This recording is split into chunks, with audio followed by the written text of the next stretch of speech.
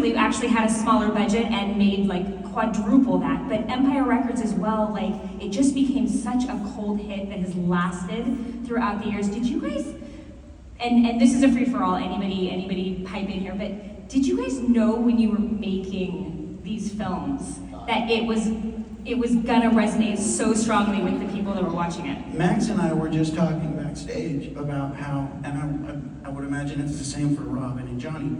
We had no idea Empire Records was a hit until like 10 years ago. Like, we had no idea, because you guys don't invite us to your slumber parties whether you guys are watching the movie. So we had available, by the way, for any. I love a slumber party. I just wouldn't request a different film. No, I'd watch Empire Records, maybe.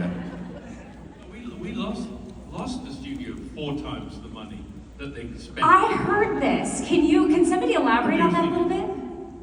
The studio just kind of... They pulled it. It was only... Clues came out and that did well, and then it was like, oh, fuck, we couldn't. What about The Craft? How did The Craft do in theaters? The Craft actually did really, really well. It did really well. I believe the budget was $15 million, and I think the estimated gross on it was $55 million. That's so great. Back in the day when movie tickets were like $6, that's great. I mean, I think it wasn't considered a success at the time, but eventually, because like you guys keep this stuff alive, right? You guys keep watching it. You wear this. By the way, both of these movies are available to stream, so if you haven't, I'm assuming you guys... Called Pat Devin, who was a real Wiccan priestess, and in fact, Farouz and I dragged our butts into the deepest part of the valley to go to a Beltane festival. What festival? A Beltane festival, which is actually it's May Day, but they tied someone to a pole, and apparently, I didn't know this, it's very sexual. So that was like the research we did for the film, but I do think having Pat on set was super helpful for the incantations and all that spells. Like, it really does go by the tenets of it. And I think that's actually a good thing, because lastly, Farouz and I joke, we're like, oh my God, we totally help bring witchcraft into pop culture. But it's weird, because like, I thought Pat was gonna look like Stevie Nicks, but she kind of looked like a gym teacher. Like, she didn't look the role. She didn't look the role. That's amazing. But Rachel, you also... Ethan Embry. Anywhere you want. There's a lot of people out here. She. Maxwell Caulfield.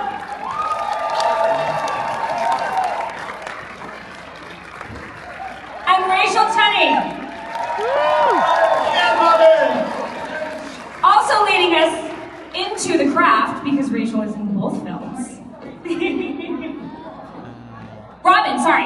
Rachel True from The Craft. And Christine Taylor.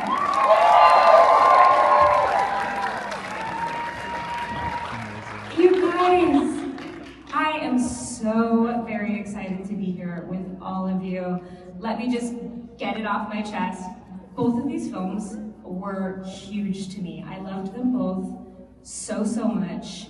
I don't even know how many times I watched them back in the day, but I rewatched preparing for this, and it's interesting like how things hit you a little bit differently 30 years later.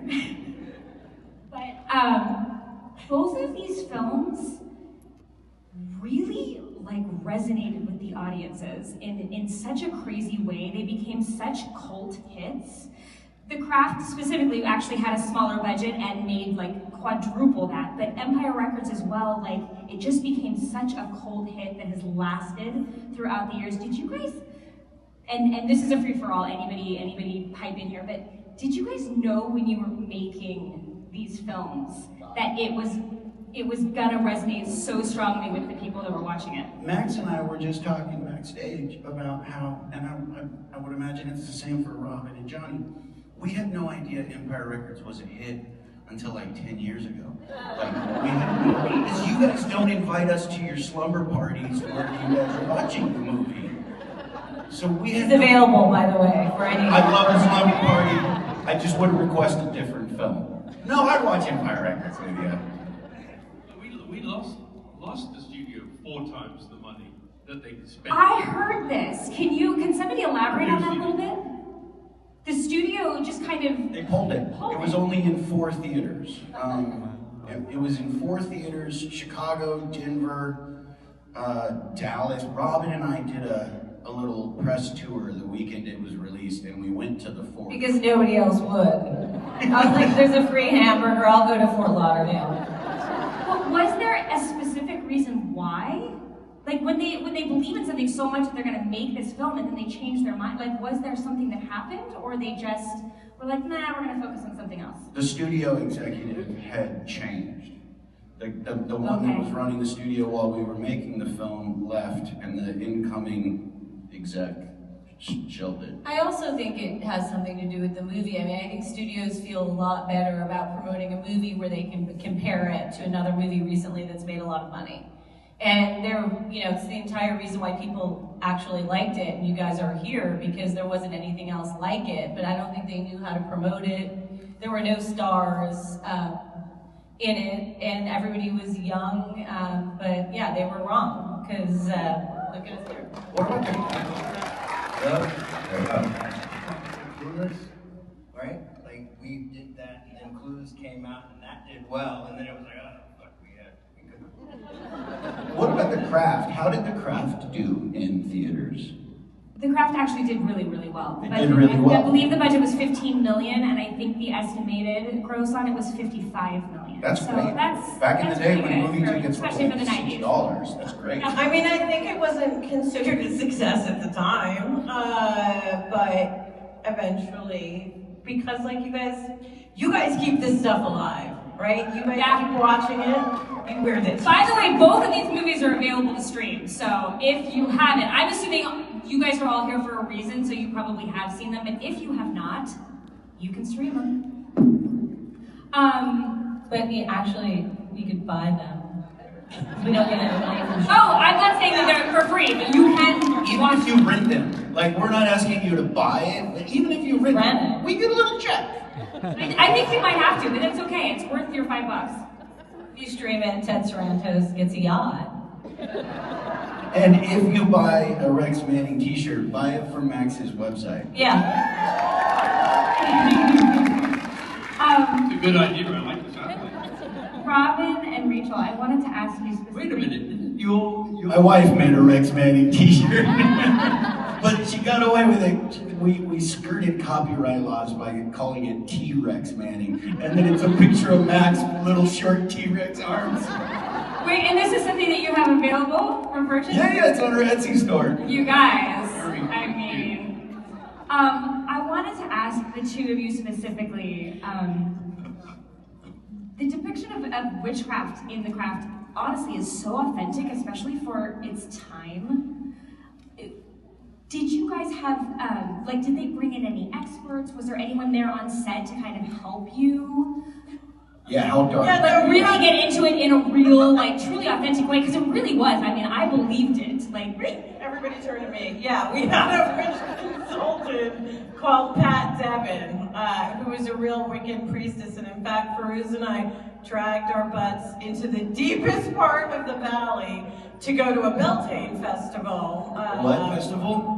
A Beltane festival, which is actually it's May Day, but they tied someone to a pole, and apparently, I didn't know this, it's very sexual. So that was like the research we did for the film, but I do think having Pat on staff is super helpful for the incantations and all that spells. Like, it really does go by the tenets of it. And I think that's actually a good thing, because lastly, Farouz and I joke, we're like, oh my God, we totally help bring witchcraft into pop culture. But it's weird, because I thought Pat was going to look like Stevie Nicks, but she kind of looked like a gym teacher. She didn't look the role. She didn't look the role. That's amazing.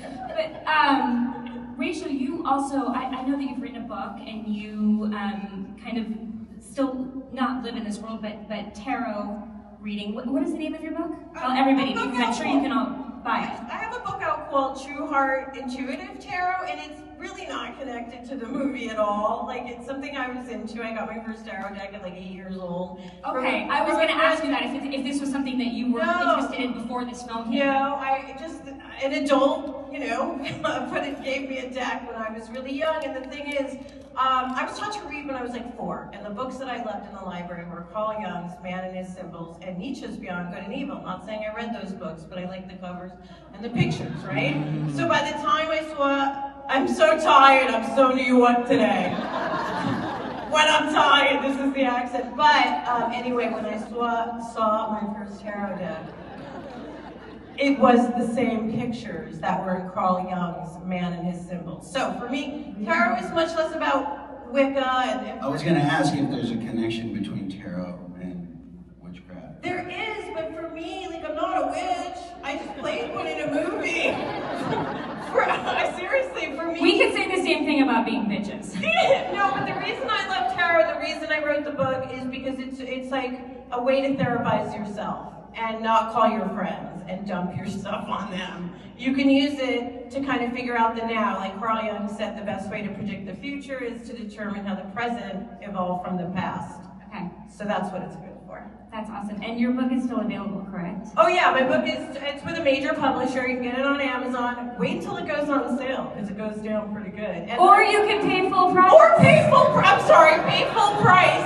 I would love it if you pay full price. And Come on, you guys. I'm working on my next book, which is for highly sensitive people and empaths, because that's been kind of maligned in today's world. We were talking about this in the car ride over. Empathy is considered a sin now in some evangelical circles. So my next book is focused on the power of being super sensitive. Well, I do kind of feel like possibly in the current climate, If being sensitive is empathy the same, seems I'm going to be not a positive trait, which baffles me. Well, the thing is, and sorry for the soapbox, but with the empathy being a sin, that version of Christianity, right, is the evangelical one, and Christianity is beautiful. But we're talking about the version that brought you slavery and manifest destiny and conquering the world, and it's kind of a heavy lineage.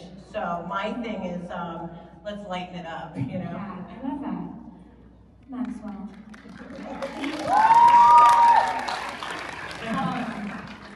Your career has been, I mean, I'm a Broadway girl as well as, you know, whatever else people hire me to do, but you have a Broadway that just how awful or Lizzie. I didn't remember the racist aspect of it, and I really wanted to ask you, like, when you read that and you thought, okay, this is the part.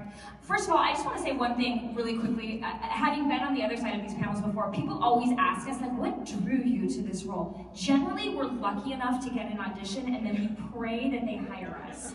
So we're not usually picking and choosing. So I never want to form questions in that way, but when you read it and you knew it was something that you were possibly going to do, how did you feel about that aspect? Well, I auditioned for Robin's part.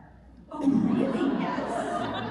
And I also auditioned for Empire Records. Didn't get that job either. But no, what happened? Life turned out. I had just done the Brady Bunch movie, and I did. It was a difficult time because I think people really felt like I was Marsha Brady, like that I was, because I did look like her. And you were that good. My hair was. She was that good. I was obsessed with her anyway. So, but when I auditioned for your role and didn't get it, Andy reached out to me. Like they let me know I didn't get it, and then Andy said, read it again and let me know what you think about Laura Lizzie. Because he said, I see a lot of Marsha Brady and Laura Lizzie. I just know you can do it, and I know it's like, she's the mean girl. She's the one. That's so smart to go the polar opposite of like how you were being put in one box, and then this creative sees like, okay, there's similarities of this thing that she's being labeled right now, but let's completely flip it to the other. Yeah. It's so great. But It's so taken smart. to such an extreme because of how horrible she is. I trusted Andy so much too, because I just felt like, okay, she's so horrible. Every scene she's tormenting you. And I remember it so well. I was talking to Rachel about this backstage. It's what you said too, Jenna. I worked 6 or 7 days on the movie, and you guys had been working the whole time. So when I would come in, they were scattered days, and I sort of felt like the guest of the regulars, the guest star coming in. Yeah, I was like Marsha Brady. And I remember doing that scene with you in the bathroom, in the shower scene, of just like every take, and Andy would like push me a little because I didn't want it to be so mean, and he was like, no, I really need you, because what she's going to do to you later has to make sense. It has to justify. And I just remember after every take, I would just say, I'm so sorry. I'm forever being like, no, she's not racist. She was playing a part. But I do think, it's a movie that dealt with race, and I think so often now they have movies, and people don't want to talk about racism. Do you know what I mean? The interesting thing to me about The Craft was, at the time, I didn't like that storyline because everyone had an external problem. I did not, right? You know what I'm saying. So the problem, I was like, does the studio think that my blackness is a problem? I'm just saying, this is my thoughts in the 90s. So then I had to connect it to, I think they're acknowledging that racism, right, is an external thing. But again, you had this, they were all external things. Mine was just that people didn't like me for the color of my skin, and I guess I wanted an affliction like the other three had, as opposed to something that was being inflicted on me. And yet, here we are all this time later, and the storyline is more relevant than ever. And Laura Lindsay would get a cabinet position in the government.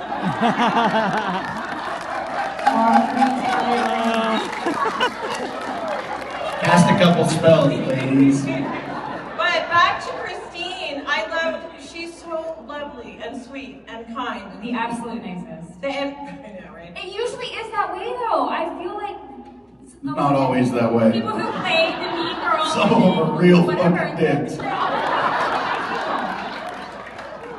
Johnny, I do want to get to you as well, really quickly. I'm sure that you've probably heard this before, or maybe you haven't. I don't know. Everybody finds different things that just really touch them, but AJ was, to me, he was just like the heart of the movie.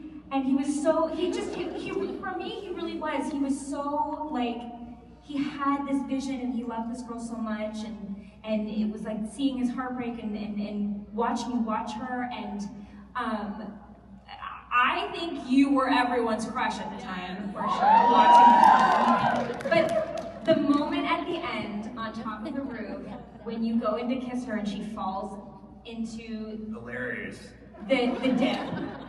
Was that in the script, or was that just you guys? Because that's like my favorite moment. I love it. That you guys go in together and then she just falls. And I love that moment so much. And I just was curious, like, was that something that was written in, or is that something that just naturally happened? Because it's so beautiful and so sweet. There was a time Alan was thinking he would do something different, like don't kiss, don't have the payoff kind of thing to be avant-garde or something. Yeah. Which I had been waiting the whole time to kiss Liz. Sure. Who wouldn't? I was very, it was like being discussed, while we were like figuring it out while we were on the roof. And I'm a strong advocate for being able to do that. So I don't recall her falling, but I probably think, I recall her falling, but I think it was planned. I'm not sure, but because she's kind of taller than me, and it made it very satirical and funny. I just made it weird. So. Well, what felt weird for you felt absolutely lovely and precious for some of the people watching it. I don't know how you guys felt about it, but that moment in particular was just, I loved it so much because you're watching it and you're like, you've been waiting this entire movie for the two of you guys to get together, for the kiss to happen, and then when she falls, you're like, oh, but it's lovely and wonderful, and sometimes the unexpected does happen and you don't get what you want in that moment. It is very clear that you will be kissing. But I loved that. Yes. Deeply romantic. Yes. Okay, so either way, I loved it. I don't know how you guys feel, but that was just such a sweet, sweet, sweet moment. Kiss her. Exactly. Wait, can I ask? I hate to do this, but I just want to ask Christine about Hey Dude. So